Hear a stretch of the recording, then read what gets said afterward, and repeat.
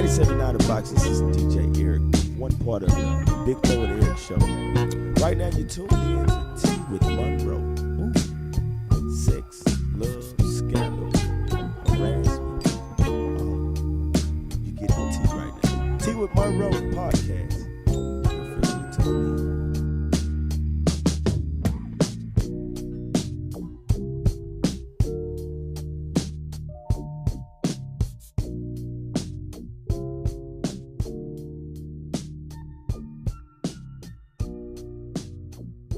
Hi, this is Monroe Bishop. And this is Larry White. And welcome. It's Tea with Monroe, the podcast. If I sound a little stuffy, it's because I'm a little sick. Got a lot going on. And I believe this is my first mini pod that I'm going to attempt to do. I'll catch you guys up later next week on the next podcast about everything that's going on. It's a lot.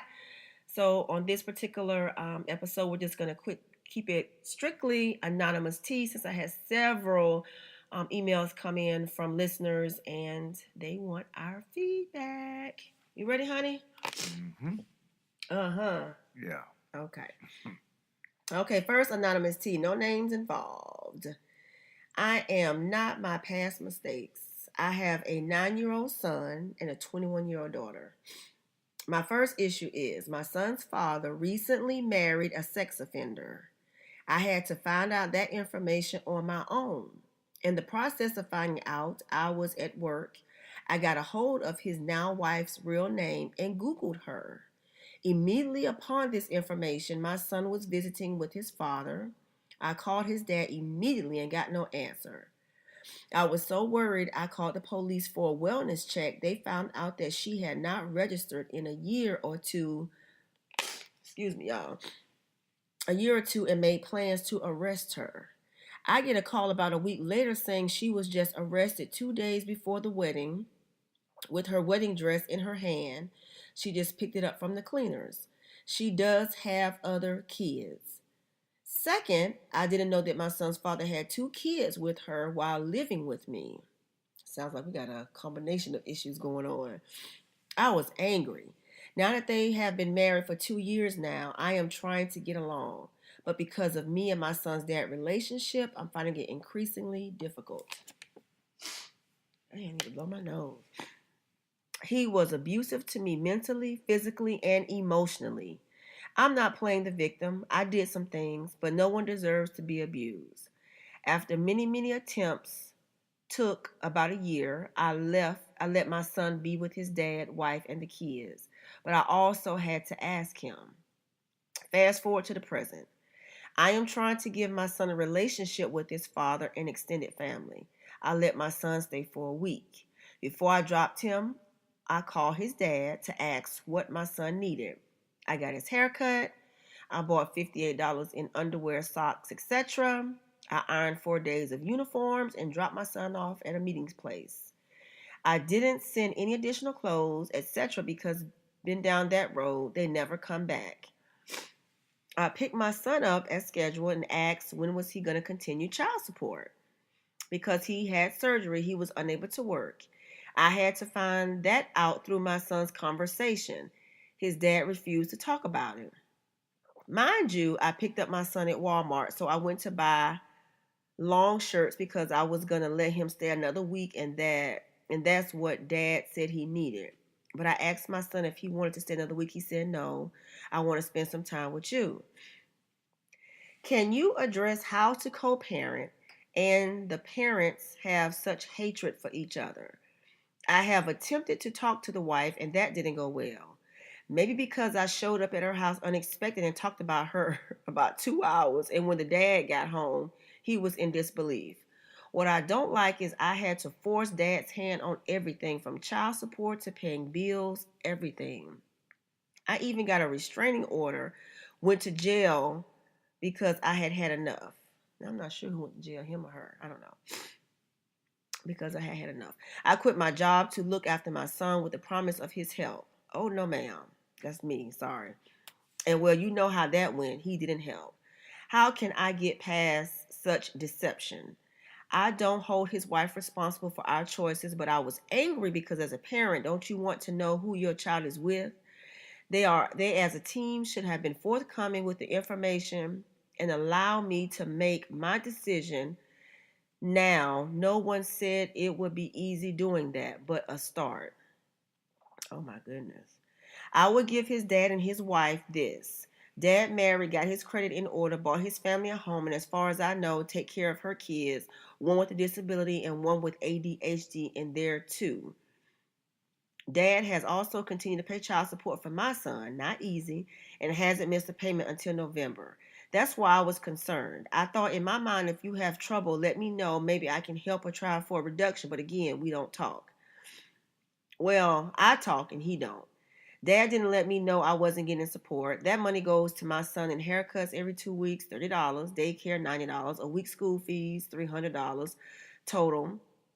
Clothes, kicks, private, bus service, $200 a month. I do work. I hold my house down on $9 an hour because I quit my safe, secure government job. Can you imagine getting a check for $380 a week, no benefits, and I was a janitor? God sure got a way of making you humble. Excuse me. Then I have my 21-year-old girl. I love her. She loves her brother. She goes to U of H, works 2 jobs, and has this boyfriend that smoked weed. I don't like him, but I tried to get along. I put her out while my son was gone because she had the nerve to ask me if I had a sandwich bag for sacking weed, and it was in my house. First, I said, get out my house. Second, I said, you jeopardized my and your brother's home for that man. My daughter and I fought, and her boyfriend said he ain't leaving my house. I'm damned. Long short, police was called by me. Boyfriend pushed me, and daughter let him. Get out. So now she is gone. I thought she would. I thought she would got to his place, couch surfer, but instead she went to my older sister's house, and we don't talk to each other. Why? Long short, I sent recordings to her with my mom. And not talking. And I told my mom she didn't look like us or her real daddy. My sister was hurt, and that's her and her sister's relationship, I guess. In the midst, my dad was passing away. Excuse me. I haven't heard from my daughter. So many things to touch on. So pick one. Please don't mention my name in this situation. Absolutely, I would not mention your name. Okay, so she's right. This was a 7-minute long email. Mm-hmm. So what you want to touch on first? We just want to go step by step and try to get on as much as we can. And all right. The first issue: the father married a sex offender. That's concerning. Okay. I would probably would have. I probably would have confronted him and her about the situation, and I wouldn't have called the police or no welfare check or nothing like that. I just would have confronted them, and then when I got my child and just told them until you fix this situation, I would have just dealt with it some way differently. Like I said, I would have probably confronted them, and just would have handled it differently. But a person can't change their past. They done something. You don't know what they could have been. I would have had a conversation about that situation. But a person can't change their past, so I would at least found out what this was. But what's the next thing you have there? Well, let me get my opinion. Oh, okay. First of all, I agree with you on that part. I think before I would have jumped the gun when I found out that he was marrying a sex offender, I would have asked him, hey, what's going on? What's the status? What exactly did she do? I mean, are you clear about the situation so it won't affect our child? Just to make sure everything was a safe place for my child to go. Because honestly, it could have been something whereas, not to say that it's right, but she probably messed with somebody a little younger. You know what I'm saying? Or not to say it's right, but her as a 18 or 19-year-old. Yeah, messing with a 16-year-old. You know what I'm saying? That's a little young, but 18 years old and 16 years old. Probably, I would say let me say someone 19 and somebody 17. Okay. Like 3 years difference. I give her that. So I definitely would have approached him first before setting up everything to get the woman arrested. I wouldn't have done that. I would have asked first. And that could be why their relationship, because that's rocky, and honestly, and as a parent, if my ex would we get along or not, I would prefer if he was honest with me and told me that he was marrying a sex offender. Don't leave me out, Nicole, having me find out Well, secondhand. I don't think that's nobody's business. I wouldn't just say, "Oh, I'm a sex offender," or So if you married me and I was a sex offender, you don't think you were obligated to tell your ex-wife no, that before you brought your kids around me? no, Why not? because I'm a parent too. Okay. So, but you got emotions involved. There's no reason for me to tell my ex-wife stuff like that, and there's no reason for, I would say this.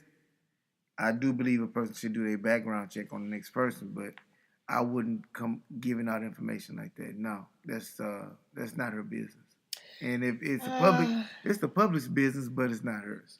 What? She is the public. Well, she gonna find it out.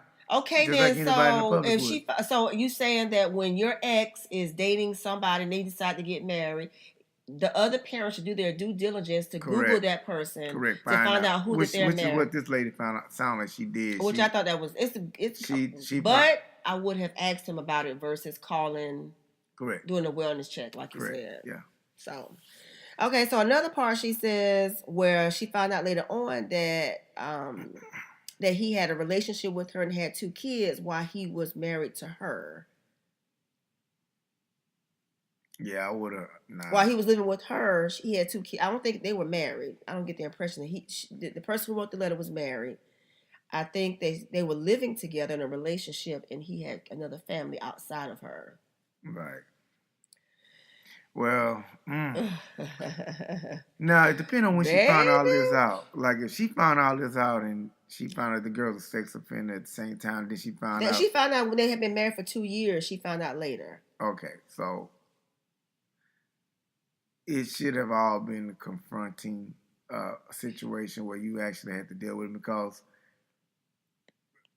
to me, neither one of them people gonna prosper from nothing. They're gonna I don't know. I just think that that's dirty. I don't know how to deal with that. I don't know how to give advice on that either, because if you find out after the fact, after y'all broken up, he's married 2 years now into another relationship.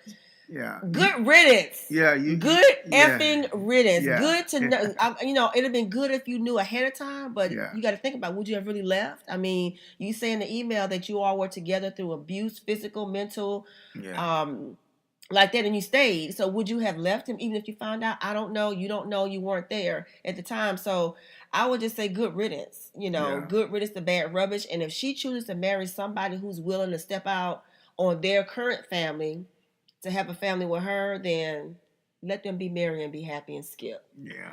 That's how I feel about that. I can concur. but it just seems she said she's having a difficult time dealing with all of this. She's actually a little bitter. Yeah, sound like you. Well, I mean, I would be bitter. I mean, honestly, it's hard to process. It seems like a lot has gone on just in the first 1/3 of the email. Right. And if you seem very emotional behind a lot of this, and I get why, but I think at this point that they have been married 2 years, you find out all these things after the fact. I think right now, don't focus on any of that. Just focusing on the co-parenting part, which we're going to address now. Right. I will focus on that part and not necessarily all the indiscretions that he did while y'all were together, because there's nothing that you can do about it now. And honestly, it's easier said than done. You should be celebrating that this is gone from your life, and you only have to deal with him from a co-parent perspective and not from a parenting and being in a relationship with that type of person. So consider yourself lucky behind that. Okay, so over the years, she's allowed her son to go over there. She's trying to co-parent. Let me tell you my experience in co-parenting. So I have a parent, my son's father, that I was co-parent with. Thank the Lord, my son is grown. I had to co-parent. It was very difficult. It's very difficult to co-parent with people who don't want to listen, who aren't present, or who aren't willing to want to co-parent with you. And I just and this is what I did. As a courtesy, I would share stuff. I would just share stuff in terms of grades, things that are going on, events, extracurricular activities, but just day-to-day stuff, I just don't, I just didn't participate. I just didn't co-parent. I just didn't communicate a lot of stuff. And in the beginning I did, but then I found it came back to bite me because I didn't get this. I didn't get the reciprocation of it.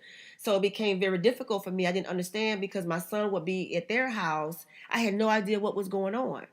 But I knew in my heart that nothing would happen to my son, that he would protect my son for whatever reason. But just not knowing what's going on was difficult at the time.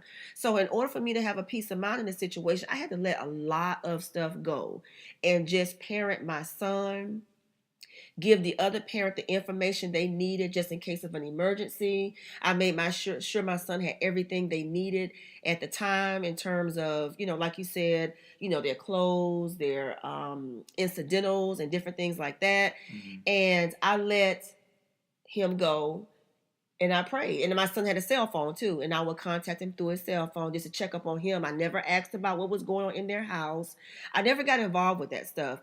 And what I do suggest, you did mention you trying to communicate with her. That may be difficult at this point because y'all have had a very tumultuous beginning and you've gone over there clowning for whatever reason. You didn't give any details, but you went over there clowning. So I'm pretty sure she don't feel like she owes you anything, and she really doesn't. Just know that you're going to have to trust that you're just going to have to trust that he is being a good parent, that he's parenting your son, and that he's going to protect your son as if you would protect your son if you were there.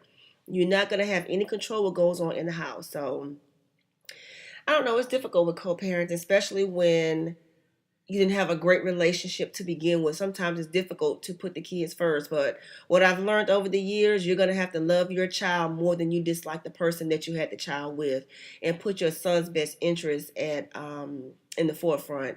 And if he's been a difficult dad or a difficult co-parent, you may have to just go ahead and accept that and just do the best you can with what you're working with and stop. To me, it just seems like she's like imposing. I think she has an idea of what she wants, but it isn't going to happen. So what I mean is, it sounds like she has like bad relations, like in her own head with what she wishes things would be. Now I may be wrong, but it sounds like she has the issues. They don't have the issues probably with her. She's letting him control the situation still, like he did in a relationship, don't you think? Right. Well, she's caught up in the hurt. That's my thoughts. And the way I see it is, if you're gonna do a co-parent, like we talk about co-parenting now. Right. So if you're gonna co-parent, my version of co-parenting is different. I found this out the hard way. It's different than what other people's version of co-parenting is. Mm-hmm. So that's the first thing we need to find out. What is co-parenting? Like, are y'all both gonna agree on, if this happens with the child, then we're gonna automatically go to A, B, or C? Are the rules gonna be the same if I put the child on punishment when she or he goes to your house? Is the child on punishment? What the other spouse can do to the child, what the other spouse can't do, what can be said, how you deal with my child. Well, all of that stuff, you can't control, but that's co-parenting. Now, there's a difference between that and actually co-parenting, where what goes on in my house is how I run mine, and what goes on in your house. That's a form of co-parenting. Yeah, but you got to at least have the same agreement of the co-parenting. And it sounds like she has her limitations on what she wants to go on because of the history of this person and how they did a sneak around on their relationship with her. With what he did with her, she don't like them or the woman. She don't like them, period. I just think, just based on the email and how it's a lot of information. Right. It's a lot of, you can tell it's a lot of hurt. But she seems to know so much about what's going on in their relationship. Mm-hmm. And I think right there is part of the problem.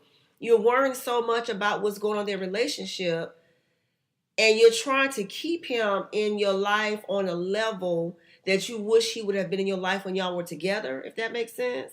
It's like she wants what they have, that type of relationship, but y'all never had that relationship. For whatever reason, y'all never had it. I'm not going to say I don't know his side of the story, but from based on the email, y'all never had the type of relationship where y'all worked together as a couple when you were a couple. So it's hard and difficult to have that now, and to put things in perspective. So he has moved on. You say he done cleaned up his life, cleaned up his credit, bought a house. Okay, I don't even know how any of that's relevant. That's what I'm saying. It's like she's you all wrapped up in their lives. She's angry and she doesn't like them, and she doesn't like the fact that he's doing things that he should have been doing, or she got the bad end of him. She got the raw deal in the relationship with him, and then he had this relationship going on. And girl, quitting your job, expecting him to take care of your son while you sit home. Now, I wasn't clear at what point she did. She said that she quit her job because he said that he was going to help her with the son so she could raise the son 100%, but he didn't help her. Now, I don't know if that was when they were together and he had just left the house, or is he's married now and telling her these things. But let me tell you something, girl. Don't you ever, I'm telling anybody, ever quit your job when you're with someone or not with someone and depending on them for your livelihood, for your bread and butter, for your care, for your roof, your lights, your water. You do not ever do that unless you are married in a solid, healthy, committed relationship. And once again, I just feel like she's allowing this man to control everything. I think my thing is you never know what happens in another person's life, nevertheless your life. So he doesn't have a job now. That's what I got from that. Right? Yeah, he doesn't have a job. Well, I don't know what point, because let's see, she was skipping all around. So at some point he did not have a job, so he was not paying child support, and she was willing to work with him. Once again, she's willing to work with him. So she's willing to sacrifice some things. My point is, some things change in his life.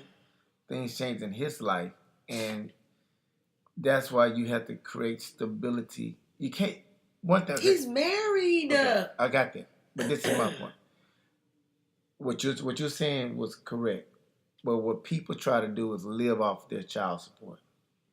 You really need to try to live within your budget and your lifestyle without including the child support if you can as a woman. I know that's hard to say, woman or man, but you need to try to live without living on the child support, because you need to try to find a way of doing it, because you never know. The child support should be to help increase your lifestyle. I get it, but you need some type of rainy day fund, and that child support money for you to make sure your child is okay should be there. Now, I mean, I'm looking at this from a way I look at it. We telling her how she's supposed to live her life. I'm not trying to do that, but right. What I'm saying is, if you're saying that this is bothersome to you, like it's really a problem, but it's really not a problem. Better your life without that man being included. That man is only the father of your child, which is a big deal. But it sounds like you have other children. Yeah, she does, because she addressed that further in the email. Okay. We'll talk about that. She have other children. Excuse me. And he has other children. Right. So it's so much bigger than this one man. I think it is, and I think if you listen to what she said in the email, she gave up a job on the pretense that he was to help support her and the son. She actually wanted to know why he was not working and wasn't paying child support. She found out through the son that he had surgery, and she wished that he had told her that he wasn't working, and she would have had the child support reduced. Boo, you doing too much. It's like you were trying. What does it matter if it's reduced or not? Well, listen to what she's saying. If he would have communicated with me, I would have had his child support reduced to something reasonable to help him out, so he wouldn't have this child support. It's like he could have just paid her that anyway. What he gonna pay? But what I'm saying is, as a woman, This man has moved on. Why are you making allowances and making changes in your life in order to make his life easier? He's abused you. He's done all these things. He done had children with the person that he ended up leaving you for and marrying. He's married someone who has a what I would say she had earlier. Uh, um, She got a sexual offender. yeah, a sex offender. He doesn't include you. He doesn't include you in any decision that he makes with the son. He only uses you as a convenience when he needs you to do something. You know what I'm saying? So at some point, honestly, this is not a fair playing ground. He is not being a co-parent. This is another form of abuse. And I'm telling you this because I've been there and done that. This is another mechanism for control in order to get over and be able to do what he wants to do at your expense. You need to pull away from this situation. She needs to pull away. She's not married to him. She has a son by him. I get that, but how's it him doing it? What do you mean, how's it him doing it? It sounds like it's her keeping. But did you hear what I just said? What I'm saying to you is, because she's allowing these things to happen, he's still in the position of controlling the situation, which he does. Maybe. No. That's from what I get. So, look, I may be backflashing. I don't know. But what I'm saying to you is, woman to woman, you need to pull yourself out of that situation emotionally the best way you can. Stop tracking that family. Stop worrying about what they're doing. Stop worrying about their finances and focus. As long as your child is okay, then you should be fine. You drop them off at the designated time, pick him up at the designated time, and don't make allowances where he want to stay another week, or he want him to stay another week, or he needs girl. Okay. If he wants your son to stay another week, then him and his wife need to go to the Walmart and go buy him some extra clothes, or wash the clothes that you sent with him and take your son to school. Stop going above and beyond trying to continue to be in this man's life, because that's how I feel is what's going on. So I'm going to say this, and I'm going to wrap that up, is self-interest. You need to do things in your self-interest. Agreed. As a mother and as a ex, whatever, you need to do things in your self-interest that's going to make sure you and your child is protected and okay. Right. So that's the last thing I'm going to say on that. He just cut that short so quick. So just in reading the email, it just seems that there seems to be just a constant pattern of abuse. Now we're going to go from the ex-boyfriend, ex-husband, or whatever he is to you, to your daughter. Once again, you putting yourself in a position where you getting yourself taken advantage of by your own daughter and her boyfriend. And that's what my husband said. You need to look out for your own self-interest. Now, what did the daughter say? I got you my flashback. My daughter and I fought, and her boyfriend. Okay, let me go back. My daughter goes. She's 21 years old. She goes to U of A. She has 2 jobs and has a boyfriend that smokes weed. I don't like him. Whatever. But she allowed this boy to come live with her. He wouldn't leave. The boy pushed her. The daughter took the boyfriend's side. She ended up calling the police, and now she don't even talk to her daughter. Something about the daughter went to go live with the sister. Yeah. And her and the sister don't get along because she had a recording of her and the mother talking about the sister about she didn't look like us, who's her real daddy. So once again, she sent that to her sister. She sent it to her sister, her and a recording of her and her mom. Years ago. I don't know if it was years ago or not. I can't presume. Okay. Once again, it's just what it sounds. This too much. I'm just gonna say this. Something. You're causing your own problem. Yes. So I would say this. Your daughter, you did right by your daughter. Find out that they have drugs in your house or something that you disagree with. And first of all, was the daughter living with you when the boyfriend moved in? Yes. Okay. No. Mama, no. You don't ever let your child shack up and sleep with nobody in your house, first of all. First of all, that should have been a no-no. And then the second thing is you did right about the weed. I agree with you. You don't want... She was trying to pack weed in her house. You don't let them have weed in your house at all. Nothing that's going to get you in jeopardy, your life in jeopardy. You don't let them do it.